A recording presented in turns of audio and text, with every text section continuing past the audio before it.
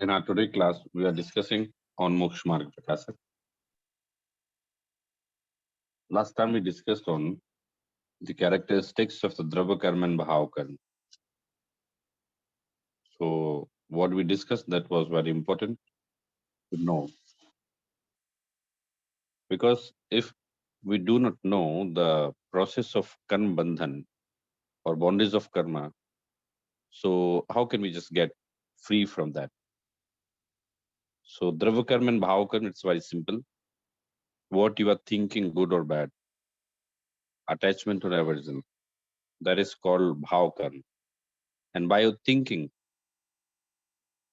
and the physical atoms of the karma attracted to your soul and attached with that, called Drava Karma. And after discussing about Drava Karma and Bhav Karma, Panditji is discussing on the characteristics of the tendency of no karma. So Drava Karma, Bhav Karma, although just covered in no karma, also no karma covered in Drava Karma and Bhav Karma, but Panditji is referring here, no karma is a separate, because he wants to just put here some detail about it. Let's start. Mrs. Could you just read it? Characteristics Yes. and tendency of no karma. Thus, karma is a product of infinite matter particles in atomic form. Therefore, its name is Dravya karma, material karma. Due to the instrumentality of rise of moha, impure dispositions like perverse belief, anger, etc. are caused. These No, are the Mrs. It product is of not. We have to read characteristics and tendency of no karma instead of Drava karma. Okay, sir जी मैंने wrong page. Start Okay. here, Meshi sir. Okay. Characteristics and tendency of no karmas, quasi-passions. Owing to rise of nama karma, physique-making karma body is produced. It is somewhat instrumental cause of happiness and misery similar to dravya karma. Therefore, the body is called no karma. Here, the word no is to be known as denoting lesser measure. The body is a mass of matter particles, atoms, and dravya indriyas, sense organs. Dravya mana, material mind, respiration, and vocal organs. All these are also the parts of the body. Therefore, these are to be known as massive matter particles, atoms. In this way, No, we will discuss till here. So there is a karma, and the name of that karma is a no karma. So no karma, it's a visible. Though Drava karma we cannot see, because these are the sukshma parmanu, so which are not visible to us, Drava karma. But no karma, we can just clearly see the no karma. No karma is none other than, but it is a body. So body is called no karma. Panditji is also here explaining the definition of no karma and the nature of no karma. Owing to the rise of the nam karma, body is produced, which is somewhat instrumental cause of happiness and misery. So uh, why it is called karma? Because it is somewhat just instrumental cause of the misery and happiness. Just as when we have a sata uday, so we feel happy, and we will have a sata uday, so we will feel unhappy. These are just some common work or nature of Drava karma. Similarly, we feel misery and pleasure due to our body. That is called no karma. If we just take an example of this, so if we are feeling cold, we would like to have some warm clothes. Then we feel better. And if we are feeling hot, of course, we would like to just use AC or cooler. So that time we feel good or happy. So Pandit is saying here that this no karma is similarly to Drava karma, because it is an instrumental cause of happiness and misery. तो ये हम लोगों ने देखा है, हम लोगों ने ये फील किया है. Many a time we have felt that if we are in pain, if we are in just a fever, automatically our man and our nature and our mood will not be good, and we feel just unhappy. We feel just what's happening in my life. And if we are completely out of every diseases, so that time we will feel good. Last time we discussed on Samaysar, so Samaysar clearly tells about the separate entity as a soul and body, though they are living together, all together, but they are not one, as per Samaysar. But here Pandit is saying that though Atma and body is living at one place, so due to that sharir, your Atma feels happiness and misery, because body is the instrumental cause of happiness and misery. तो ये बहुत साधारण सी बात है कि हमें जब कभी बुखार आता है तो हमें अच्छा फील नहीं होता है, और जब हम स्वस्थ रहते हैं तो हमें अच्छा फील होता है। गर्मी लगने पर अगर हमें कोई ठंडा पानी दे या एसी कूलर चलाए तो हमें अच्छा लगता है। सर्दी लगने पर अगर हम गरम कपड़े पहने ओढ़े तो हमें अच्छा लगता है। अ, भोजन हम देखें तो अगर कोई भोजन टेस्टी है तो हमें अच्छा लगता है, भोजन टेस्टी नहीं है तो हमें अच्छा नहीं लगता। These are just common thing what in day to day life we are facing. तो यहाँ पंडित जी यही कह रहे हैं कि वो जो नो कर्म है ना, नो कर्म, the word no is to be known as a denoting lesser measure. The body is a mass of matter particles, and drav indriya, dravaman, respiration and the vocal organs, all these are also part of the body. Therefore these also are to be known as the mass of matter particles. वो कह रहे हैं कि जो यहाँ no शब्द है ना, no no it means no नहीं है। यहाँ नो का मतलब है अल्प, ईषत, कम। Okay, so it's a denoting less measure. The body is a mass of matter particles. जो हमारा शरीर है ना वो पुद्गल परमाणुओं का पिंड है। ये हम सब लोग जानते हैं कि हमारी जो बॉडी है वो पुद्गल परमाणुओं का पिंड है। अब शरीर के साथ में क्या क्या है, इंद्रियां भी हैं, मन भी है, स्वाक्षोश्वास। स्वाक्षोश्वास का मतलब होता है कि हम जो सांस लेते हैं ना, यहाँ लिखा ना, द्रव मन, respiration and the vocal organs, all these are the part of the body. तो हम लोग जो स्वाक्षोश्वास मतलब जो हम सांस लेते हैं स्वाक्षोश्वास कहलाता है। इंद्रियां तो हम देखते ही हैं, हमारी 5 इंद्रियां हैं। तो स्पर्शन, रसना, घ्राण, चक्षु, कर्ण, ये हमारी इंद्रियां हैं। वचन, what we are just speaking, हम जो बोल रहे हैं ना वो भी पुद्गल है, शरीर का ही अंग है। हमारे गले से आवाज निकलती है। तो it's a very simple method. we think in our mind and we speak by our throat.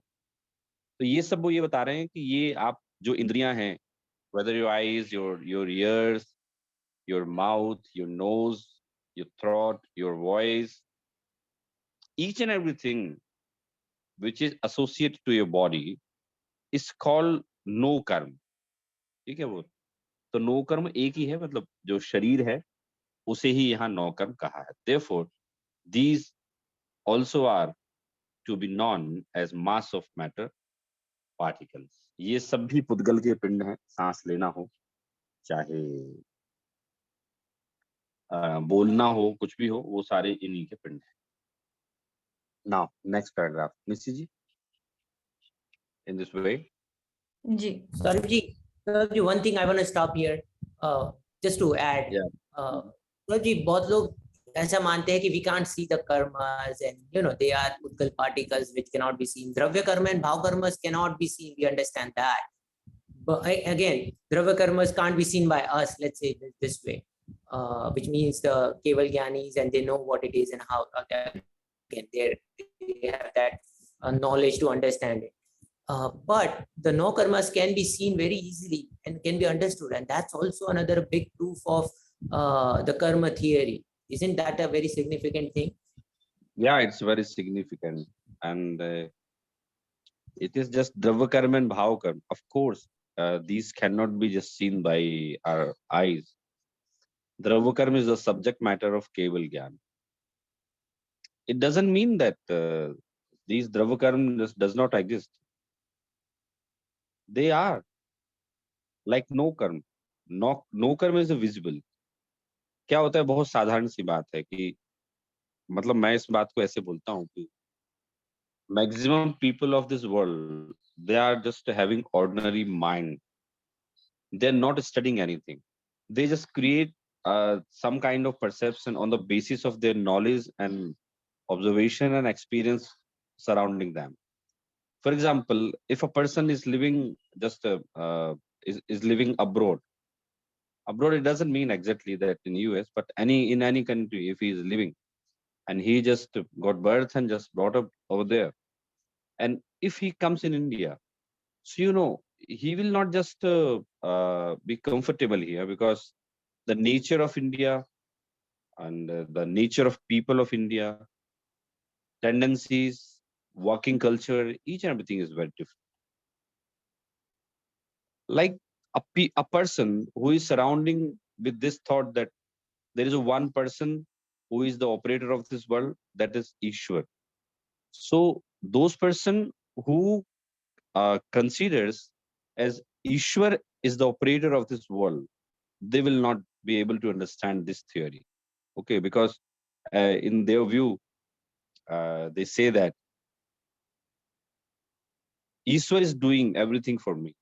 But here, Jain philosophy is saying that Ishwar cannot do and he is not doing anything for you, but you are responsible for all that. लेकिन क्या होता है, जब सब लोग सामान्य दिमाग वाले हैं ना, तो वो कोई ये मानते ही नहीं है.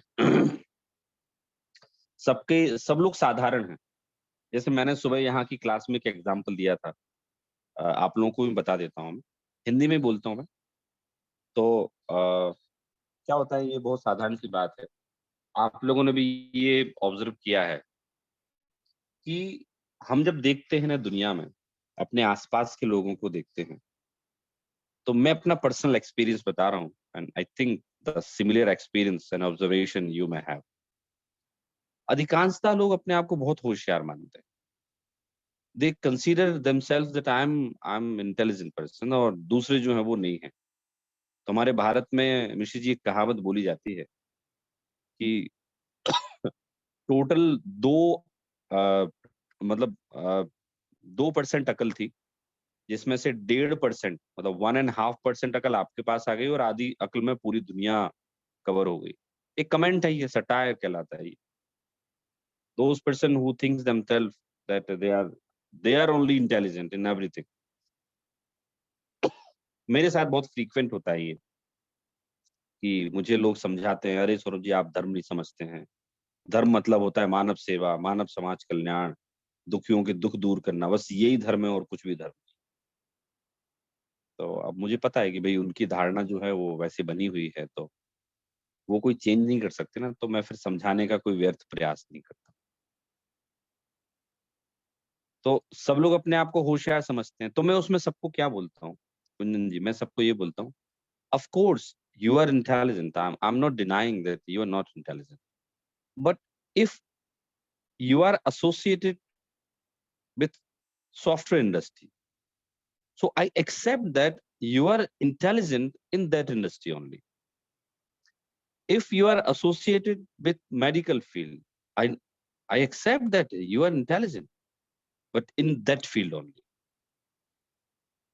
कोई अगर दुकानदार है तो ठीक है, आप होशियार हैं ना, मैंने कब कहा मुझे दुकानदारी आती है. यू आर होशियार, you are intelligent in just running your cloth shop.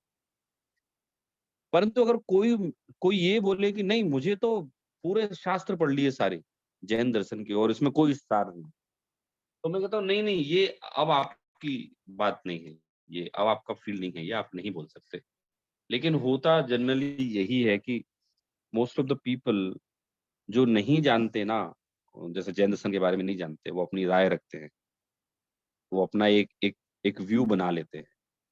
तो मैं सबको बोलता हूँ कि देखिए आप लोग प्लीज अपने आप को होशियार समझिए, लेकिन उसमें जो आपको आता है, आप दूसरे काम में होशियार मत समझिए अपने आप. लास्ट टाइम मैंने आपको एक बताया था कि मेरी एक चीज बहुत क्लियर है, एक सोच बहुत क्लियर है कि अगर किसी ने कहा सौरभ जी आपको ट्रैकिंग आती है? तो मैं बोलूँगा हाँ, हाँ, थोड़ी-थोड़ी आती है, कभी-कभी कर लेता हूँ। मैं ऐसा कभी नहीं बोलूँगा। मैं बोलूँगा ट्रैकिंग मुझे नहीं आती। थोड़ी-सी भी नहीं आती? हाँ, मुझे बिल्कुल नहीं आती ही नहीं है मुझे ट्रैकिंग। तो फिर अगर वीतरागता को जानना हो, तो वीतरागता को जानने के लिए तो हमें वीतरागियों द्वारा लिखित शास्त्र को पढ़ना होगा, ठीक है? तो कुंजन जी आपने एकदम सही कहा, ये बड़ा महत्वपूर्ण है कि वो व्यक्ति नो कर्म के स्वरूप को समझकर द्रव्य कर्म पर श्रद्धान कर सकता है। परंतु लोग करते नहीं हैं, लोगों के सामने विज़िबल नहीं है ना इसलिए नहीं करते हैं लोग।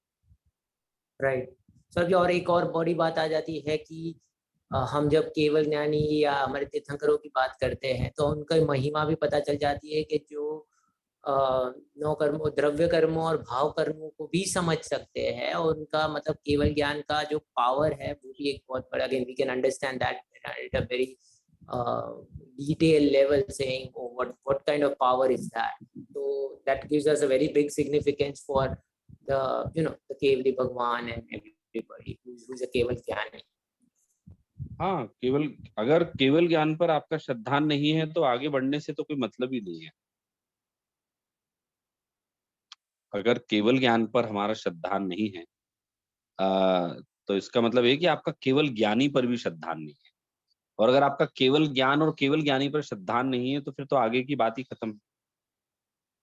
जैसे मैं एज़ अ वेल्थ मैनेजर मैं सबको क्या बोलता हूँ कि मैं आपको कुछ फैक्ट दे रहा हूँ, आप वो फैक्ट देखिए और भारत की उन्नति पर विश्वास कीजिए। आने वाले 20-25 साल में भारत जिस लेवल पर बढ़त करके पहुंचेगा, उसकी पूरे वर्ल्ड ने कल्पना नहीं की है। हमारी हमारी फाइनेंशियल फील्ड के जो बहुत एक्सपर्ट, स्टूडियस, एक्सपीरियंस लोग हैं, वो जानते हैं। उनने विज़न देखा है कि क्या होने वाला है, क्योंकि उनको इस फील्ड में 40-40 साल हो गए। तो उनको पता है पास्ट में क्या था, क्या मिस्टेक्स हुई, क्या नेचुरली नेचुरल कैलेमिटीज़ आई और अब आगे क्या होने वाला है। तो उनको बड़ा श्रद्धान है और वो कहते हैं देखना ऐसा ही होगा।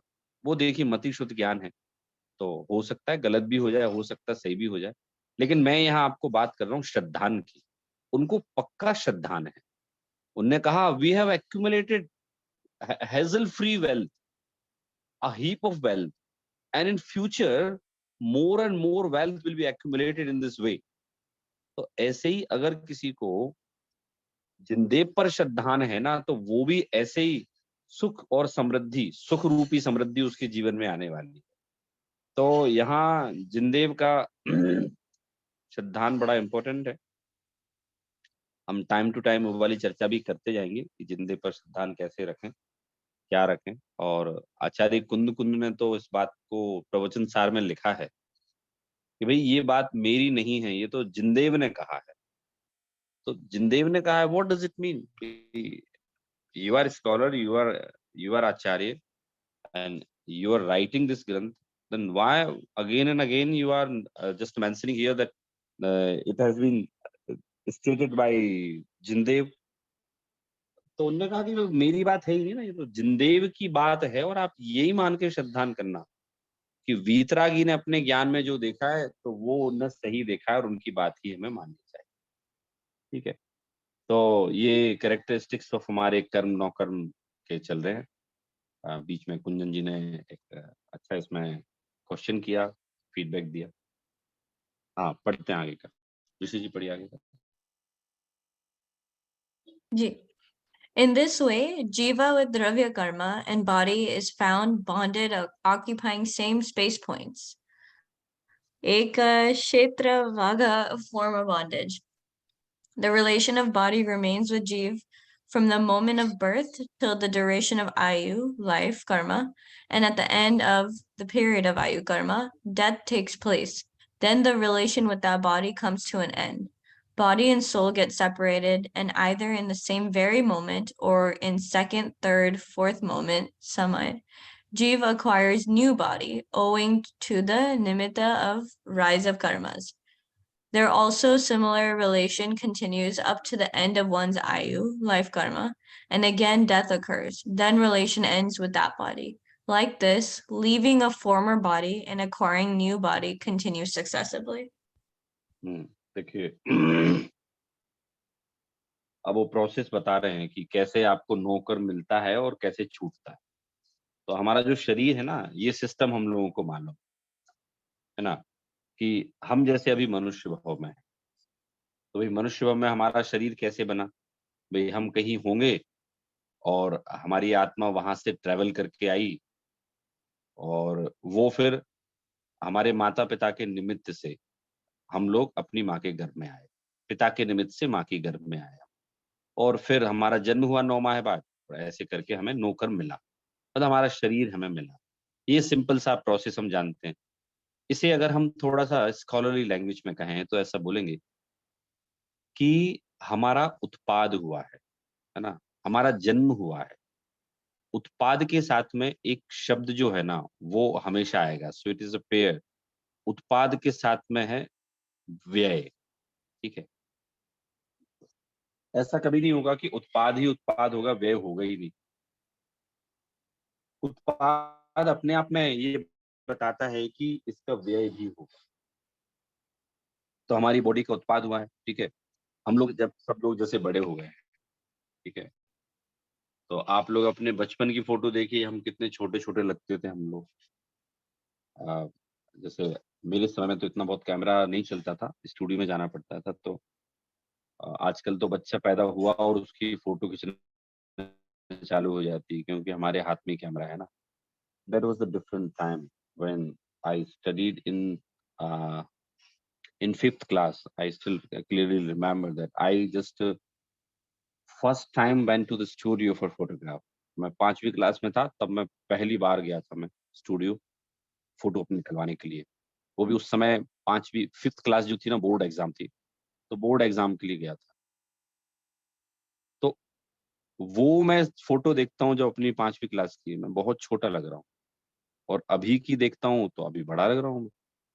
तो इसका मतलब ये हुआ कि कोई चीज़ का उत्पाद हुआ है, तो उसका व्यय होगा। व्यय होगा मतलब मेरे बचपन की अवस्था का उत्पाद हुआ था, तो बचपन की अवस्था का व्यय भी तो होगा ना, उत्पाद हुआ तो व्यय भी होने वाला है। अब धीरे-धीरे करके एक दिन ऐसा आएगा जब हम जैसे जन्म लिए थे, वैसे मर भी जाएँगे। माता-पिता के निमित्त से हमने जन्म लिया था। मरने में कोई भी निमित्त हो सकता है। हार्ट अटैक हो सकता है, कैंसर हो सकता है, एक्सीडेंट हो सकता है, ब्रेन स्ट्रोक हो सकता है। There are lots of diseases. कोई सी भी चीज़ से हो सकता है। कोई कहे सर किसी का तो अचानक हो जाता है, पता ही नहीं चलता। अब वो मेडिकल साइंस जानता है कि भई अचानक क्या भई उनको सीरियल अटैक आया तो मर गए।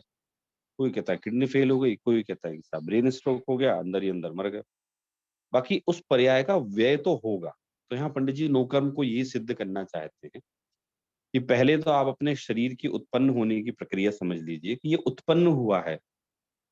ये आपके साथ it is not since time immortal with you. हमारे साथ ये कोई अनंत काल से नहीं है हमारे साथ।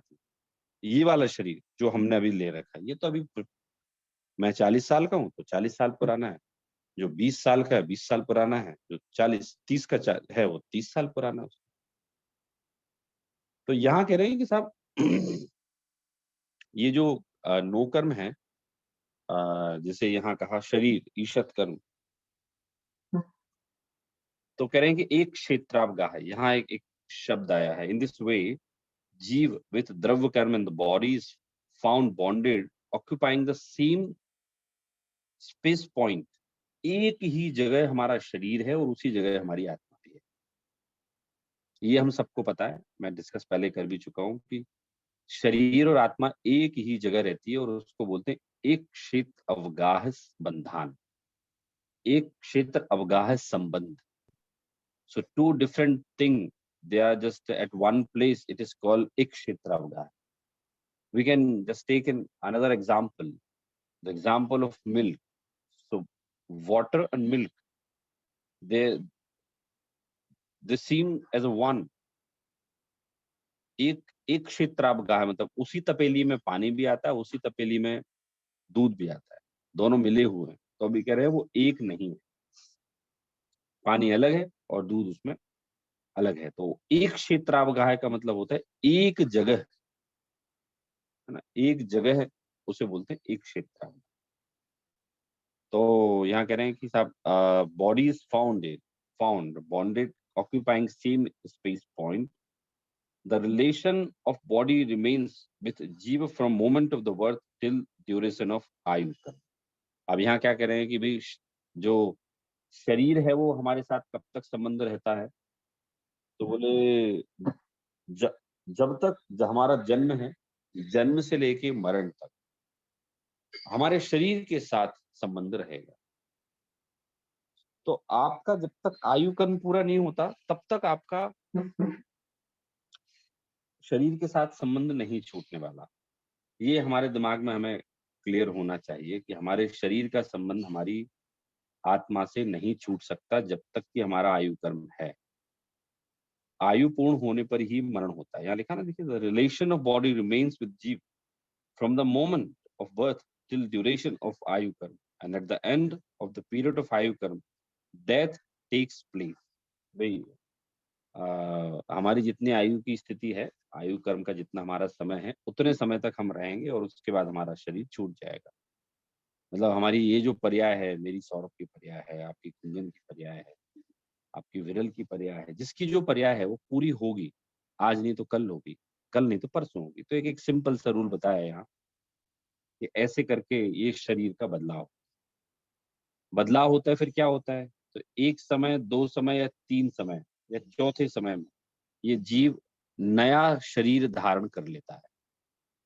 अब समय में जो है ना, ये कोई बहुत बड़ा टाइम का यूनिट नहीं है, टाइम का मेजरमेंट नहीं है। हम जो पलक झपकाते हैं उसमें असंख्यात समय हो जाते हैं। Uncountable is called asankhyat. तो आप समझ लीजिए कि वो असंख्यात समय में से 4 समय मैक्सिमम, एक समय, दो समय, तीन समय में हो जाता है या फिर 4 में। तो बोले वो चौथे समय में तो जीव वहां नवीन शरीर ले लेगा। 3 समय ही है इसके पास मैक्सिमम। तो आप सोचिए कि इधर तो किसी ने पलक नहीं झपका पाई और उधर वो जहां उसे जन्म लेना था वो वहां चला गया। तो इस तरह से एक हमारी साइकिल चलती है काहे की जन्म मरण की, कि अभी हम कहीं से आए हैं, हमने वो हमारा जन्म था और अब हम मरण होके यहाँ से कहीं चले जाएंगे, मतलब हम यहाँ से कहीं चले जाएंगे, वो हमारा मरण कहलाए। तो ये क्या मरण और डेथ की अर्थात जीवन और मरण की ना एक साइकिल चलती है। ये सिंपल सा यहाँ बताया कैसे साइकिल चलती है। वो एक या दो समय या तीन समय, मैक्सिमम 3 समय, चौथे समय में तो जीव अपना नया शरीर धारण कर लेता है। जीव acquire new body owing to the nimitt of the rise of karma. There also similar relation continues up to the end of the one's ayu, and again death occurs. The relation ends with the body. Like this, leaving of the former body and the acquiring new body continues success. वो कह रहे हैं इस तरह से बस एक शरीर छूटता है, फिर नया मिलता है, फिर वो छूटता है, फिर नया मिलता है। इस तरह से ये सारा संबंध कंटिन्यूअस चलता है। अच्छा, ये कोई आवश्यक नहीं कि किसी ने पुरुष बॉडी छोड़ी, पुरुष पर्याय छोड़ी तो उसे बाद में फिर पुरुष पर्याय ही मिलेगी। वो स्त्री पर्याय में भी जा सकता है। किसी स्त्री ने स्त्री पर्याय छोड़ी doesn't mean that again she will be a woman, she will be girl. No, कोई जरूरी नहीं है ये। She may be girl in next birth and she may be boy in next birth. So the differentiation of boy and girl is not about this Bharat or in this world. जो स्वर्ग में भी लड़के लड़की का concept होता है ना, जो देव होते हैं वो मेल हैं और जो देवियां हैं वो फीमेल हैं। तो हमारा मरण और जो जीवन और मरण की जो साइकिल है ना, वो ऐसे करके हमारी ये चलती रहती है। क्लियर है आप लोगों को ये सबको? हाँ सर। हाँ, आगे पढ़ते हैं। ऋषि पढ़िए आगे। Further this soul Further, this soul, although possesses innumerable space points, pradeshas, but by virtue of the quality of contraction and expansion, it remains equal to the extent of the size of the body occupied. However, the specific point is this, that at the time of samudgat, emanation of soul's space points, the pradeshas of soul emanate even outside the body, and thereafter, on end of emanation period, remain equal in size of the last body left before emanation. हाँ, इसमें देखिए थोड़ा सा उसका जिसे बोलते हैं समुद्घात बोलते हैं, वो भी मैं एक्सप्लेन करूंगा आपको। पहले एक नॉर्मल बॉडी और सोल का जो रिलेशन है वो कैसे बनता है वो समझिए कि जितने प्रदेशों में हमारा जितना लंबा हमारा शरीर है उतनी लंबी हमारी अंदर आत्मा भी रहेगी। चींटी का अगर शरीर है तो आत्मा भी वैसे चींटी का आकार हो जाएगा। और अगर हमारा 5 फुट 8 इंच लंबाई है तो वो 5 फुट 8 इंच लंबाई रहेगी। और हमारे शरीर के एक-एक प्रदेशों में आत्मा के प्रदेश बिल्कुल बने रहेंगे। बालों को छोड़ दें और बड़े हुए नखों को छोड़ दें, उसके अलावा हमारी आत्मा के प्रदेश पूरे शरीर में रहते ही रहते हैं। इसीलिए कोई हमें छूता है ना कहीं से, तो हमें पता चलता है। और हाथ किसी का कट गया मान लो, तो हाथ कट गया तो वो हाथ कट के अलग हो गया, लेकिन आत्मा के जो प्रदेश हैं, वो उसके साथ अलग नहीं होते। वो वहाँ संकुचित हो जाते हैं, मतलब वहाँ से निकल के वो संकुचित हो जाते हैं। तो आत्मा के प्रदेश जो हैं वो शरीर के प्रत्येक पार्ट में है और शरीर का वो पार्ट हट जाने पर वहाँ से वो आत्मा के प्रदेश भी हट जाते हैं। तो इसे बोलते हैं आत्मा का जो गुण है ना संकोच विस्तार है। ये अपने आप को कितना भी बड़ा कर सकता है और कितना भी छोटा कर सकता है। तो ये आत्मा का एक गुण है और इसीलिए हमारी आत्माओं में इलास्टिसिटी बोल सकते हैं कि भई वो कितना भी खींच दो बड़ा हो जाएगा वो।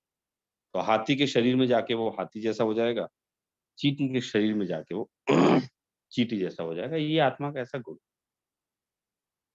फिर यहाँ कह रहे हैं कि असंख्यात प्रदेशी है ये। Further, the soul, although possesses innumerable space point, it means pradesh, but by virtue of the quality of the contraction and expansion, it remains equal to the extent of the size of the body occupied. मतलब अब ये भी समझ लो कि शरीर जितना शरीर है उतनी आत्मा अंदर रहती है, उससे बाहर नहीं निकलती।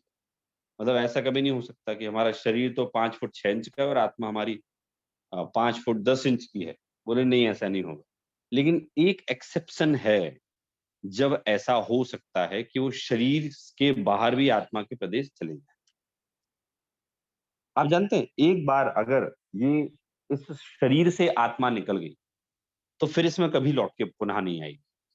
ऐसे आप लोगों ने काफ़ी सारी स्टोरीज़ सुनी होंगी बचपन में भी ऐसे या फिक्शनस कोई नॉवल पढ़ा होगा या कोई पत्र-पत्रिका पढ़ी होगी कि वो मर गया था, मर के लौट के आया। तो मर के लौट के कोई नहीं आ सकता, ये क्लियर। एक बार अगर इस शरीर से आत्मा निकल गई, तो वो फिर आत्मा कभी लौट के नहीं आएगी। ये नेचुरल है, इसको व्यवस्था कोई ने बनाई नहीं है, ये ना कोई ऑपरेट कर रहा है। इसलिए अगर कभी कोई आपसे कहे कि वो मर गया था और मर के लौट के फिर से आया और वो ऐसा-ऐसा देख के आया कि नरक था, स्वर्ग थे। अच्छा ये केवल घटनाएँ इंडिया में नहीं बताई जाती, ये बाहर की बताई जाती है। कि साहब मर गए थे वो, तो वो होता है ना डीप डाउन हो जाता है। किसी का नर्व सिस्टम ना डीप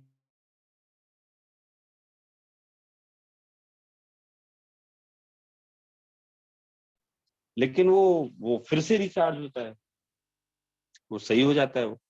तो मर गया और फिर लौट के आया तो ये पॉसिबल ही नहीं। दूसरा हमारे So hmm, hmm. then it also takes care of the belief of ghost and जो भूत प्रेत और वो सब जो मानते हैं लोग, right? Once someone can possess your body और वो सब भी चला जाता है, राइट? हाँ, नहीं वो तो होता है ना, वो उनमें उनके वैक्रियक शरीर में ऐसी सामर्थ होती है ना, कि वो दूसरे के शरीर पर कब्ज़ा कर सकते हैं, ऑपरेट कर सकते हैं, उसमें एंटर हो सकते हैं। लेकिन जैसी हमारी आत्मा एंटर है ना, उस टाइप में वैसे नहीं होते हैं वो। आप तो यूँ समझ लीजिए हमारे क्षयुत्सम को कंट्रोल कर लेते हैं वो, हमारे दिमाग को कंट्रोल कर लेते हैं। बाहर से भी कर सकते हैं और अंदर घुस के भी कर सकते हैं। तो वो उनका आत्मा नहीं जाता हमारे अंदर, वो उनका शरीर जाता है एक्चुअली। राइट, ओके, क्योंकि प्योर आत्मा तो आपको पता है ना, प्योर आत्मा तो सिद्ध अवस्था में है, और हमारी जो अभी वर्तमान में आत्मा है ये तो बिना शरीर के रह नहीं सकती ना, ये तो कोई ना कोई शरीर तो इसको होगा ही होगा, है ना। तो यहाँ जो है संकोच विस्तार का गुण बता रहे हैं, और आत्मा का मैंने आपको बताया कि आत्मा कितनी रहती है। तो ऐसा कभी नहीं होता कि किसी का शरीर तो 5 फुट का है और आत्मा उसकी 7 फुट की है, ऐसा नहीं होता है। प्योर आत्मा भी सिद्ध अवस्था के अलावा कहीं नहीं है। अरिहंत अवस्था में भी जो आत्मा है ना, केवल आत्मा, मतलब शरीर और आत्मा मिली हुई है वहां भी, सिद्ध अवस्था के अलावा आत्मा का प्योरेस्ट फॉर्म कहीं नहीं। और हमारा शरीर, हमारी आत्मा कभी शरीर से अलग हुआ भी नहीं है। बस वो 3 समय का एक जो गैप पड़ता है, बस उसी समय आप मान लो, लेकिन उस समय भी द्रव्य कर्म और द्रव्य कर्म रहते हैं, पुराने जो कर्म के परमाणु रहते हैं वो तो उस समय साथ में रहते ही रहते हैं, वो कहाँ जाते हैं, वो तो जाते ही नहीं कहीं। The quality of the contraction of the expansion remains equal to the extent of the size of the body occupied. However, the specific point is that at the time of the samudghat, emanation of the soul space point, the pradesh of the soul emanate even outside the body and thereafter. भाई एक समुद्घात में इतना सा काम होता है। समुद्घात में बता देता हूँ क्या होता है कि केवली समुद्घात बताता हूँ कि जैसे कोई मुनिराज बैठे हुए हैं, उनमें ध्यान आत्मा में मग्न है, अब उनको मोक्ष होना है, ठीक है, तो समझ लो उनको अरिहंत अवस्था प्रकट होनी है, सिद्ध अवस्था जाना है। तो आयु कर्म किसी की शेष है मान लो 40 वर्ष और किसी किसी कर्म की स्थिति है मान लो 20 वर्ष, तो वो जो दूसरे कर्म है ना, वो कर्म अपनी स्थिति मिलाएंगे आयु कर्म से। तो उस प्रक्रिया में वो आत्मा के प्रदेश पूरे 3 लोक में व्याप्त हो जाते हैं, मतलब 3 लोक बराबर फैल जाते हैं, वो फिर से लौट के उसमें आ जाते हैं। तो एक केवली समुद्घात का बताया कि एक उसी एक्सेप्शन में मतलब आत्मा के प्रदेश शरीर से निकल के बाहर जाते हैं। इसके अलावा और कोई एक्सेप्शन नहीं है कि आत्मा के प्रदेश शरीर से बाहर निकल रहे हैं। सौरभ जी, एक क्वेश्चन।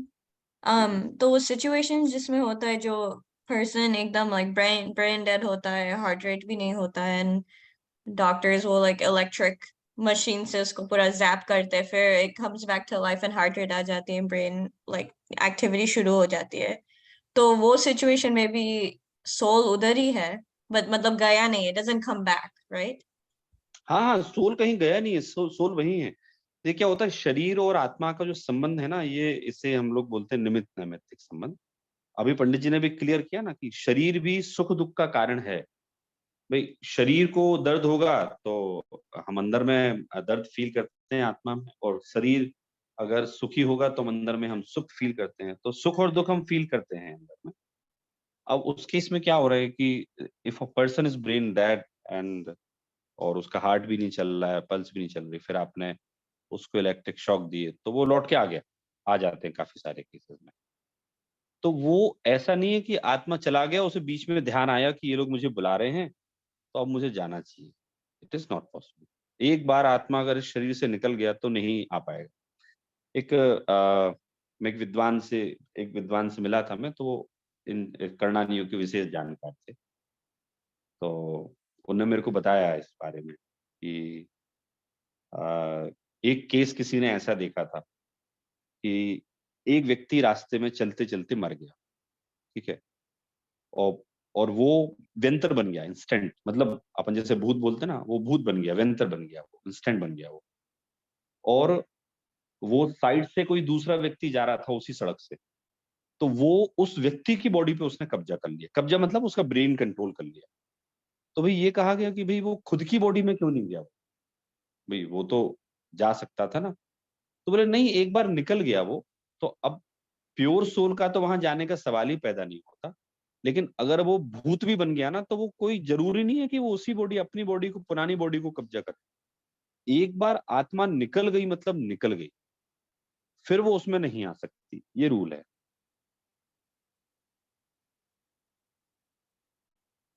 मैं तो इवन एक किसी से मिला था, बहुत साल पहले की बात बता रहा हूँ, तो उनके दोस्त से, तो उन्होंने बताया कि सौरभ जी आप जानते हैं इनके साथ एक स्पेशल केस है। मैंने कहा कौन सा? बोले कि ये बहुत साल पहले बोले बीमार थे तो ये मर गए थे, और फिर हम लोग इनको वहाँ शमशान गृह में हम जलाने ले गए इनको, तो वहाँ ये उठ गए। तो सौरभ जी ये कैसे हुआ? मैंने कहा कैसे हुआ, मरे ही नहीं थे ये। मरे ही नहीं थे तो उठे, ये उठने का सवाल पैदा नहीं होता। एक्चुअली में क्या था कि वो हमारे जो नर्व है ना वो डीप डाउन चला जाता है, तो वो पकड़ में नहीं आती। इवन कोई नाड़ी वैद्य जो होता है ना स्पेशलाइज, वो भी नहीं पकड़ पाते। तो वो उठ गए, तो उठ गए का मतलब ये नहीं है कि वो मर गए थे फिर उठ गए। वो आत्मा बॉडी से गई नहीं, और उसको पता क्यों नहीं चल रहा है? क्योंकि अब शरीर के फंक्शन ऐसे हो गए ना कि वो आत्मा के ज्ञान को बाहर ही नहीं आने दे रहा है। शरीर के फंक्शन फिर से सही हुए तो आत्मा का ज्ञान फिर बाहर आ गया। तो ये एक निमित्त नैमित्तिक संबंध की बात बताई। तो क्लियर है मिश्र जी आपको? जी, थैंक यू। तो समुद्घात, समुद्घात की बात हो रही है कि आत्मा कोई शरीर के प्रदेश आत्मा से कोई बाहर नहीं निकलते कभी। एक एक्सेप्शनल केस है, उनने समुद्घात का बताया है कि pradesh of the soul emanate even outside the body and thereafter on end of the emanation period remain equal to the size of the last body left. Saurabh ji, Prerit ने यहाँ पे चैट में क्वेश्चन पूछा है, मरणतिक समुद्घात, मतलब वो ऐसा एक सवाल पूछा है। मारणांतिक समुद्घात, मैंने केवली समुद्घात का बताया आपको। ये मारणांतिक तो समुद्घात प्रेरित भी होता है ना, राइट, मारणांतिक वो यही समुद्घात पूछ रहा भी है व्हाट होता इज है। मारणांतिक क्या होता है? मरण के पहले सर जहां जन्म लेना है ना, तो जहां जन्म लेना है तो वो आत्मा के प्रदेश उस जगह को टच करके आते हैं, वो बोलते मारणांतिक समुद्घात। सर जी एक बार फिर मतलब से कहिए, जो टच करके आते हैं, मतलब वो जैसे क्षेत्र देखिए, में आत्मा जाके वापिस आके फिर से जाएगी, हाँ, ऐसा बोल रहे हैं? बिल्कुल वैसा ही है। जैसे समझ लीजिए किसी का मरण हो रहा है, और वो सारे केसेस में नहीं होता, एक्सेप्शनल है, वो मुझे देखना पड़ेगा। तो आप यूँ मान लीजिए कि एक व्यक्ति का मरण हो रहा है, ठीक है? अब मरण हुआ नहीं है, अभी हो रहा है, उसकी बॉडी में अभी आत्मा है। तो मारणांतिक समुद्घात में क्या होगा कि वो पूरी आत्मा नहीं निकलेगी, आत्मा के प्रदेश निकलेंगे, और वो जहां जन्म लेना ना उस भूमि को टच करके फिर से इस शरीर में आ जाएगी, और उसके बाद अपना पूरे आत्मा के प्रदेशों को समेट के फिर निकल जाएगी। उसे बोलते हैं मारणांतिक समुद्घात। Okay, Saurabh ji, and this happens for very exceptional people. Again, I'm trying to understand कि ये हम शलाका पुरुषों या तीर्थंकरों के बारे में बात कर रहे हैं कि इन जनरल नहीं किसी नहीं को नहीं, भी ये तो होता है? किसी को भी हो सकता है, ये तो किसी को भी होता ही है, हो सकता है। ये मतलब अपन वैसे पता भी चलता है अपन को, जैसे ये तो सब लोगों को पता है कि किसी का मरण होना होता है ना, तो मतलब भारतीय पद्धति में तो काफी सारे सिम्टम्स दिए हुए हैं। एक कॉमन सिम्टम मैंने बताया भी था शायद लास्ट टाइम आपको, कि हमारी जो शरीर में जो मल की थैली होती है ना, मल की थैली, तो मल की थैली 100% क्लीन कभी नहीं होती है। वो कहीं ना कहीं उसमें थोड़ा वो जमा रहता ही है मल। लेकिन मरण के पहले, मतलब 2-4 केस मैंने देखे हैं और फिर मैंने वैद्य लोगों से ही पूछा, तो उन्होंने बताया कि मरण के पहले ना वो पूरी जो मल की थैली है ना पूरी क्लीन हो जाती है। मतलब वो नहीं भी चाहें तो वो मल ऑटोमेटिक रिलीज हो जाता है। तो वो आत्मा क्या करती है? आत्मा अपने प्रदेश ढीले करती है, समझ लो। तो बॉडी में ऐसे ढीले कर रही है, और ढीले कर रही है तो बॉडी का, अब बॉडी तो जब आत्मा रहती है शरीर में तो हम एकदम, हमारी बॉडी ना टाइट रहती है। जैसे आप लोग देखना कभी कि कोई व्यक्ति जब जीवित था तो वो इतना नहीं, उसका चेहरा ऐसा नहीं लग रहा था कि उसका एकदम गाल धस गए हों और आंखें धस गई हों। लेकिन आत्मा निकलने के बाद अगर आप उसे 2 घंटे बाद या सुबह भी देखेंगे ना, तो उसका चेहरा एकदम बदला हुआ मिलेगा। क्योंकि आत्मा के रहने से बॉडी हमारी ना टाइट रहती है, और आत्मा निकल जाने पर तो अब उसको कंट्रोल करने वाला तो कोई है ही नहीं, तो वो ऐसी लूज हो जाती है बॉडी पूरी। तो मारणांतिक समुद्घात में वो जहाँ जन्म लेना है वहां टच करके आता है वो। इसका कोई रीजन है कि कौन से सिचुएशंस में होता है जब ये वो टच करके आती है कि इट्स लाइक रैंडम? वो कर्मों का है, कर्मों की स्थिति बराबर करने के लिए है।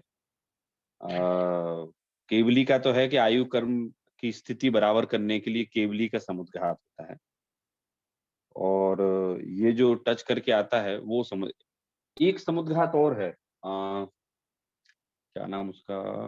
प्रेरित ने लिखा है यहाँ पे वेदना समुद्घात या ऐसा बोल रहा है।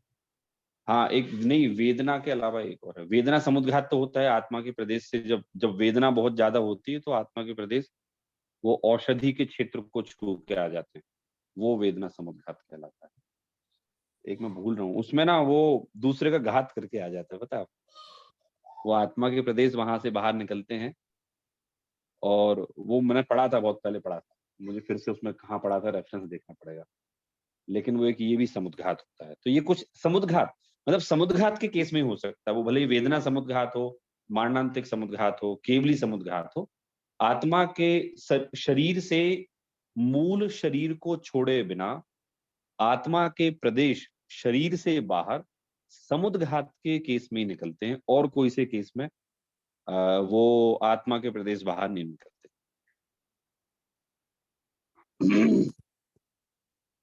तो जब मरण होता है तो उसके पहले ये छोड़ते हैं, मतलब आत्मा के प्रदेश वो उस स्थान को टच करते हैं, तो वो समुद्घात में बाहर निकलते हैं।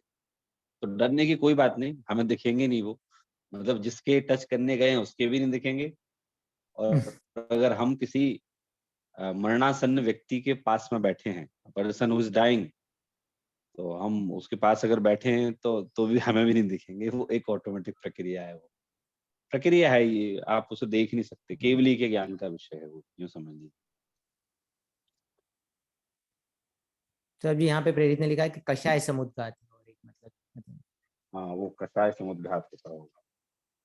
वो मैंने क्या बहुत पहले पढ़ा था, मैं कोई समुद्घात पर रिसर्च कर रहा था, अभी मुझे उसका नाम कषाय नहीं है वो, एक्चुअली वो घात करके आता है आत्मा किसी दूसरे का, मतलब वो ऐसा था उसमें कि हम किसी के बारे में दुश्मनी है ना हमारी बहुत ज्यादा, तो हम भयंकर बुरा चाहते हैं उसका, तो वो हमारी आत्मा से प्रदेश, अगर उसका पाप का उदय है तो हमारी आत्मा के प्रदेश निकलते हैं और उसका बुरा करके आ जाते हैं, ऐसे ही कुछ था वो एक समुद्घात ऐसे ही था। तो खैर, एक समुद्घात के केस में ही हमारी आत्मा से प्रदेश बाहर निकलते हैं, वो यहाँ ये बताना चाहते पंडित जी। अब वो कोई सा सर भी ये एक बार समुद्घात, फिर से एक बार मैं रिपीट करता हूँ। आपने जब कहा कि केवली समुद्घात जब होता है, when it happens, all the particles spread out throughout all the three worlds or sublok, and then they come back. Okay, that's not हाँ clear, come, right? That's they don't go. नहीं लौट के आते हैं ना, लौट के तो आएंगे, लौट के मुझे आते ऐसा हैं। लगा कि वो एक्सपांड होके फैलते हैं, और नहीं, मतलब वो फैलते हैं ना शरीर फिर लौट के आ जाते हैं ना, फैलते हैं फिर लौट के आते हैं। ठीक है सर, ओके। तो मारणांतिक समुद्घात में भी ऐसे ही होता है, वो फैलते हैं और फिर लौटते हैं वो।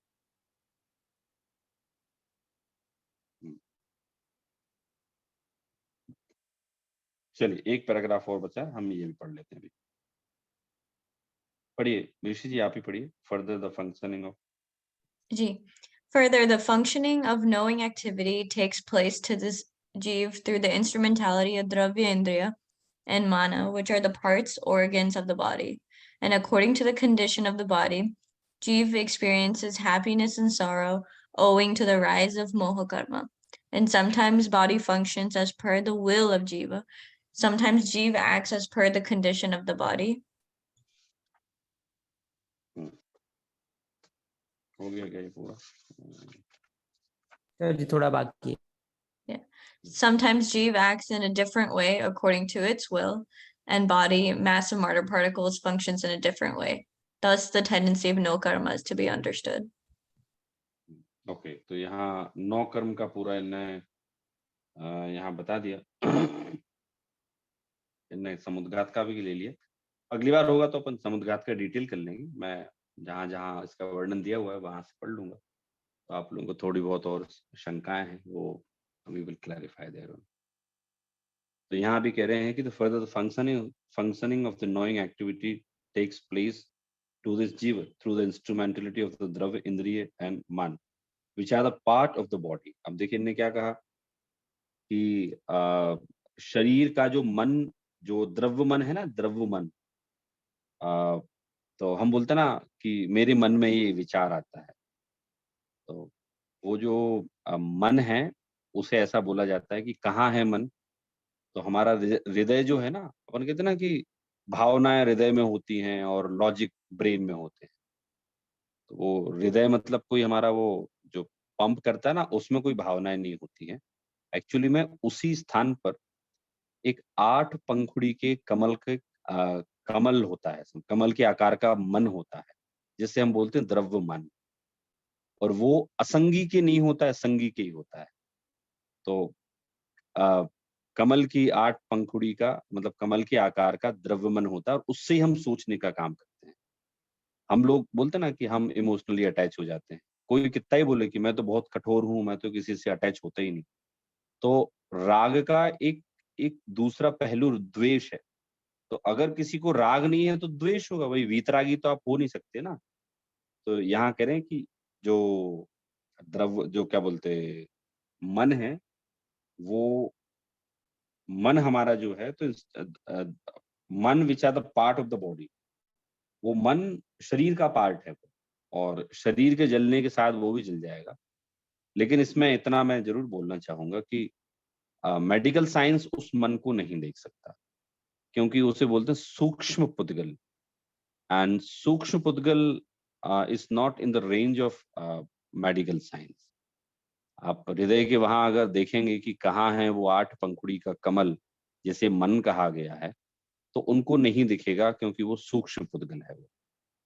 लेकिन मन होता है, वो शरीर का ही पार्ट है हमारा, है ना। जब भी हम नाम लेते हैं ना, तो 5 इंद्रिय और 1 मन। तो जो सोचने का काम हम करते हैं, जो हमें भावनाएं पैदा होती हैं, जिसे हम दिमाग बोलते हैं, जिसे हम हित अहित की बात बोलते हैं, वो सारा का सारा काम ना मन करता है। तो वो यहाँ ये कहा कि वो शरीर का पार्ट होता है। And according to the conditions of the body, jiva experiences happiness and sorrow owing to the rise of the moha karma. वही जब इसको मोह कर्म होता है ना, तो उसके उसके अकॉर्डिंग इस जीव को सुख दुख भी होता है। तो सुख दुख का जो फीलिंग होता है ना, वो अंदर मन में ही तो होता है हमारे। मन से ही हम अटैच हुए, मन से ही हमें द्वेष हुआ, मन से ही हमें राग हुआ, दोनों ही मन से होता है। तो and sometime body functions are as per the will of जीव, sometime जीव acts as per the condition of the body। कभी कभी ऐसा होता है कि जीव जो है वो शरीर की इच्छा अनुसार प्रवर्तन करता है, और कभी शरीर की अवस्था के अनुसार जीव प्रवर्तन करता है। तो जीव की इच्छा के अनुसार शरीर प्रवर्तन करता है, अर्थात कि हमने मन में ठान लिया कि हम उपवास करेंगे, और शरीर से हमने बोला भाई मैं खाना तुझे नहीं खिलाऊंगा, तो शरीर थोड़ी देर तक बोलता है, उसके बाद वो खाना मांगता है। तो इसे बोलते हैं कि जीव की इच्छा के अनुसार शरीर ने प्रवर्तन किया। फिर शरीर की अवस्था के अनुसार जीव को भी परिवर्तन करना पड़ता है। फॉर एग्जाम्पल, भाई प्यास लगी रही है, बहुत ज्यादा प्यास,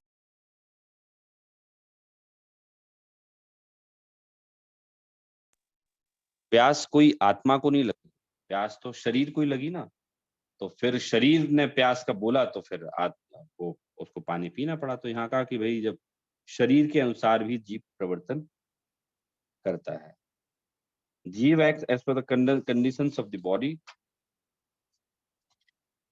समटाइम जीव act in a different way according to its will and body. Functioning is in different way. Thus, the tendency of the no karma is to be understood.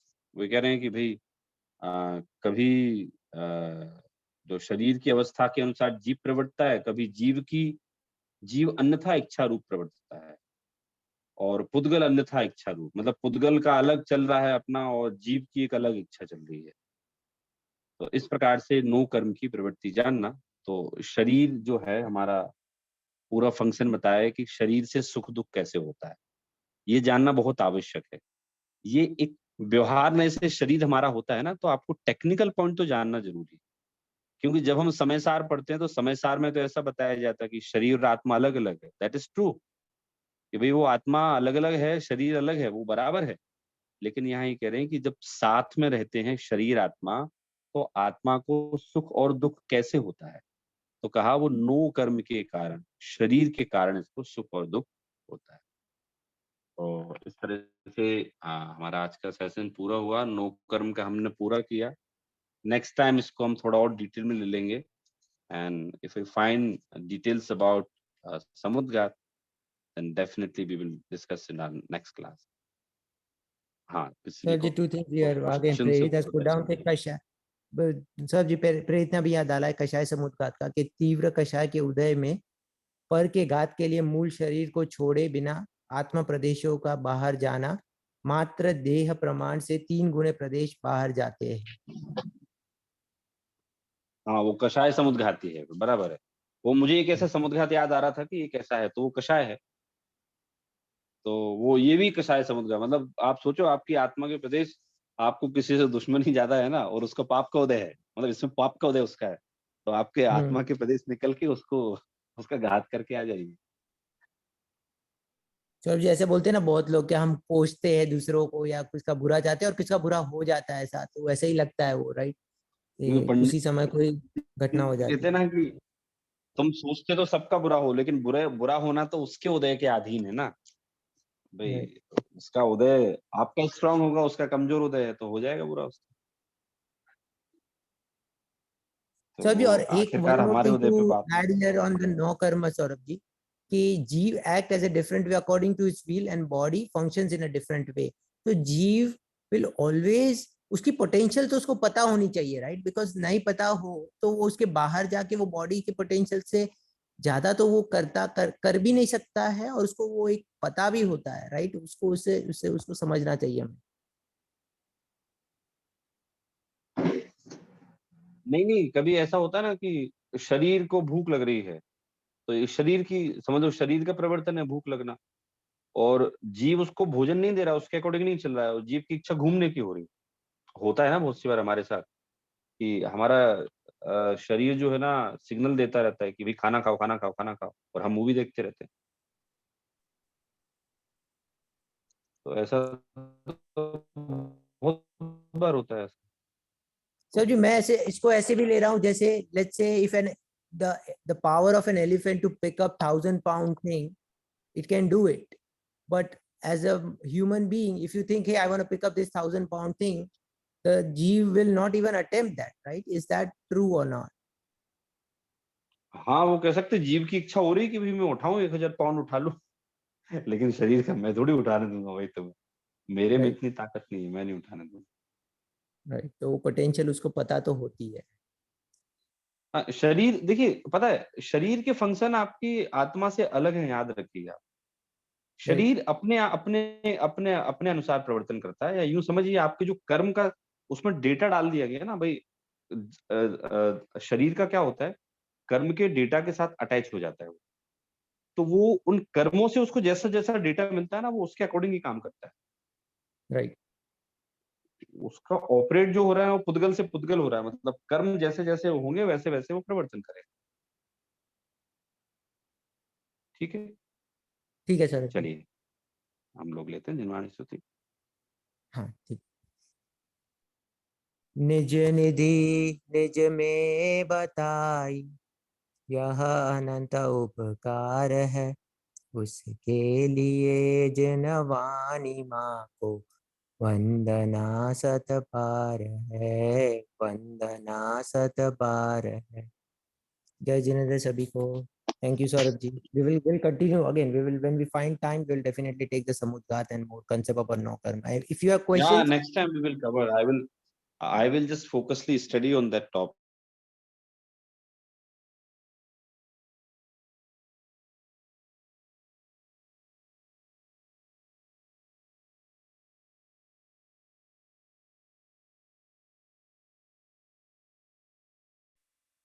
I think Saurabh ji got disconnected anyway. Jai Jinendra Sabhi ko.